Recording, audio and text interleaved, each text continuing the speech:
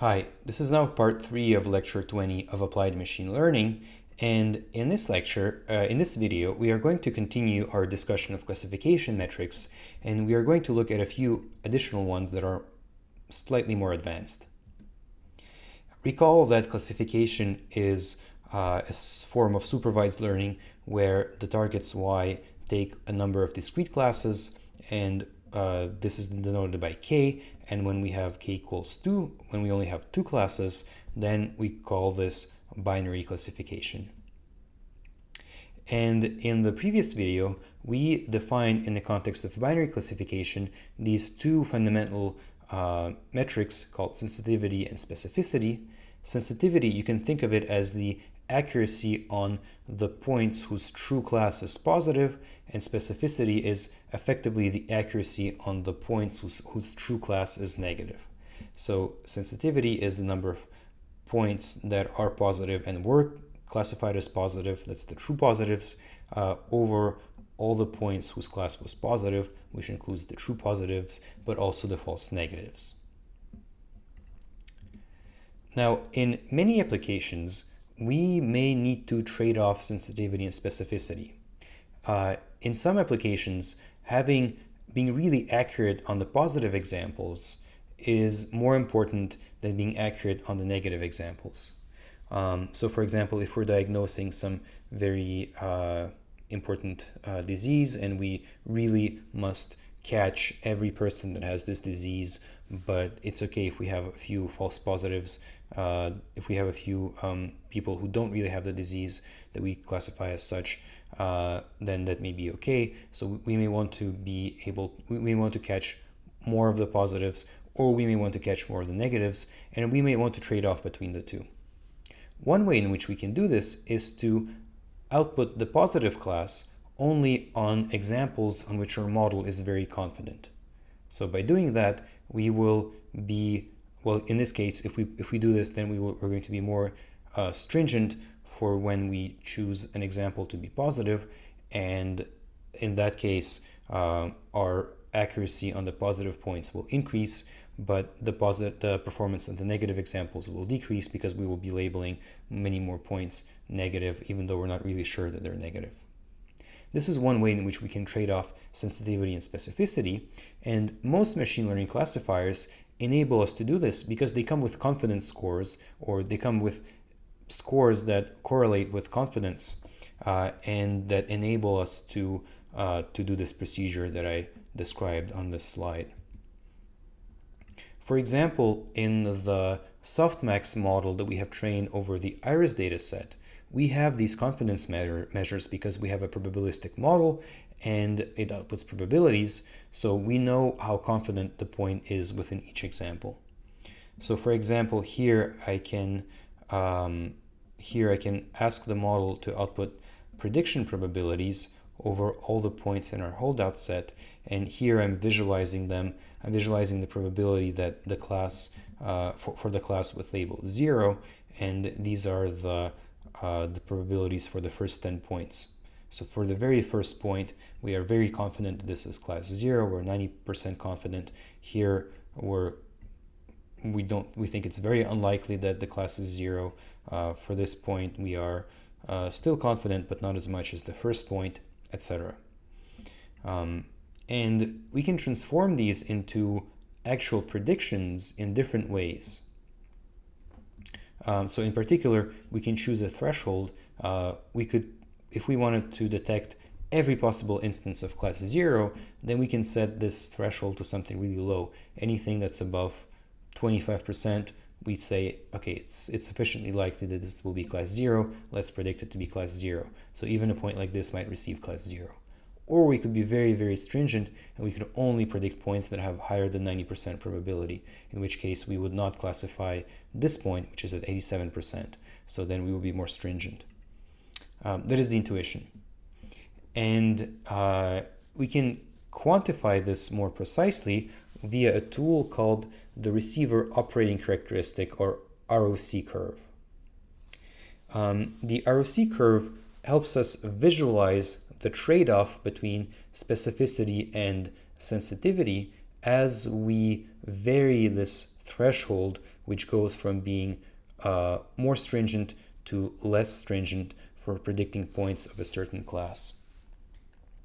So in particular, the receiving operating characteristic curve, it visualizes two values. One is the true positive rate, which is again the same thing as the sensitivity, or also known as the recall, and that is the number of positive examples that are classified correctly, and it compares this to the false positive rate, which is defined as 1 minus the specificity, and that's 1 minus the true negative class. So that is effectively our error rate on the negative class. So it's the number of points that were incorrectly classified within the points that were truly negative. And the ROC curve plots these two values as we change our threshold. So suppose that we wanted to create this curve for the iris data set, and specifically for class 2. What we could do is we can compute the probability of the class equals, that the class of any point equals 2 for each point x. And then we could choose various thresholds t, and for any threshold, we can label this point x as belonging class 2 if its probability is less than the threshold. And again, if we have a small threshold, then we're very lenient. We classify a lot of points as class equals 2. And so as a result, we will have a high true positive rate. We will identify all the positive instances, which means that we will, every time when we really have class 2, we will identify it and we're going to be correct. But we will also have a higher false positive rate, because there are many points which are not class 2, which we are going to determine as such. And similarly, a high t will mean that we're very stringent. We only predict on points for which we're very confident, and so we'll have a low true positive rate, meaning that we will identify a small number of positives, but we're also going to have a low false positive rate, meaning that when we do identify a point as being positive, it is very likely it is very likely to be correctly classified. And here we are showing the ROC curve in scikit-learn.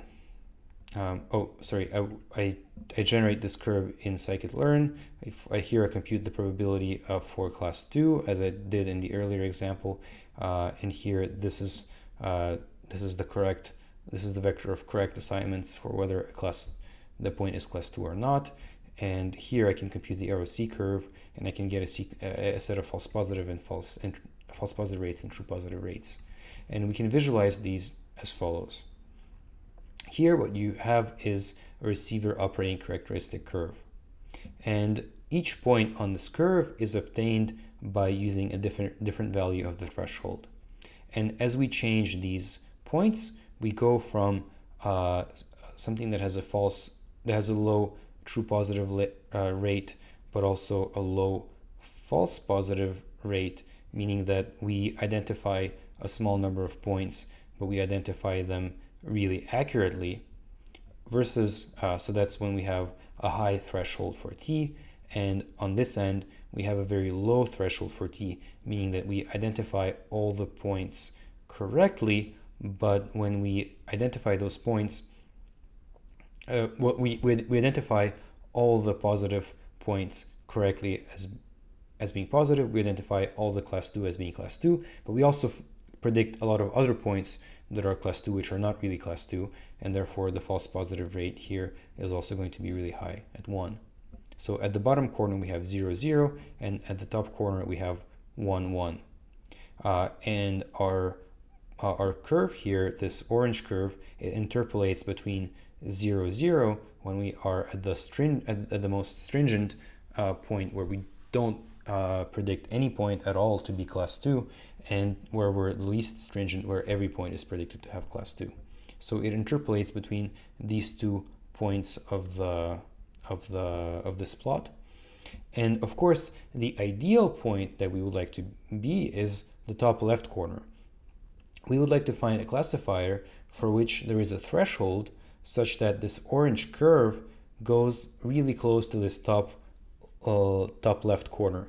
Because in the top left corner, our true positive rate is 1, meaning that all the positive points are classified correctly, but the false positive rate is 0, meaning that that all the points that are classified as positive, they are truly positive. So here we have perfect accuracy if we're in the top left corner. And this dashed line, this actually corresponds to the performance of random guessing. So imagine that we randomly we go through all the points and we randomly flip a coin, and with probability p, we label this point as being positive, and with probability 1 minus p, we label it as being negative. So because p% of the points will be classified as positive, then also p% of the points of the positive points will be classified as positive. So our true positive rate is going to be p. And but then the false positive rate also is going to be it's going to be 1 minus p, because we are no, it's going to be also p, because we are going to be classifying p% of the points of the negative points incorrectly as being positive. So because we're just doing random guessing. So if we, for example, predict 50% of the points as being positive, then 50%, then our accuracy over the positive and our accuracy over the negative examples is going to be 50%. And so we're going to be in the middle point of this curve. And as we change p, then we also interpolate between these two corners. So the performance, and here p acts as our threshold, and we vary this value. So the performance of a random classifier is this dashed diagonal. The performance of the ideal classifier is something that goes here, and this orange curve will be in between them. And the closer it is to this ideal number, the better. And that's how you can read the ROC curve. If you see a curve that's really close to the diagonal, then it's not very good. If it's coming really close to this point, to this top left point, then it is really good. And we can read out the specifics by looking at the specific points that the curve reaches. Here on this slide, I just summarized the observations that I made. Now, we can furthermore convert all of these observations into a single measure of performance by looking at the area under the curve of the ROC curve. Again, as I mentioned to you, the ideal classifier, it reaches the very top left corner, so it will have an area under the curve that is close to 1. But a random classifier, the diagonal dashed line, has a curve of 0.5.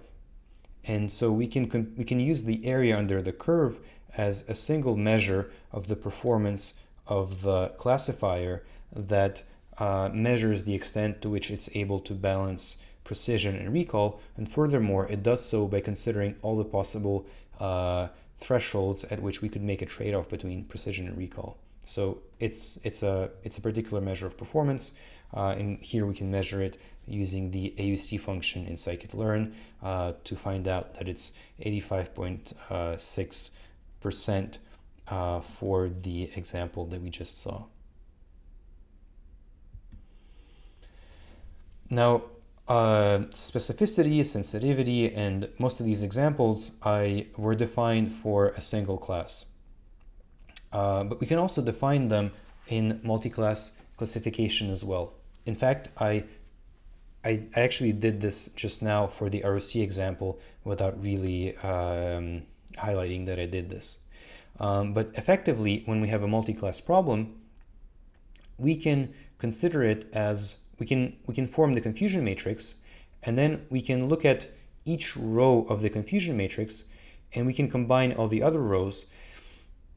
If we have k classes, we can essentially look at this problem as being k instances of one versus all classification.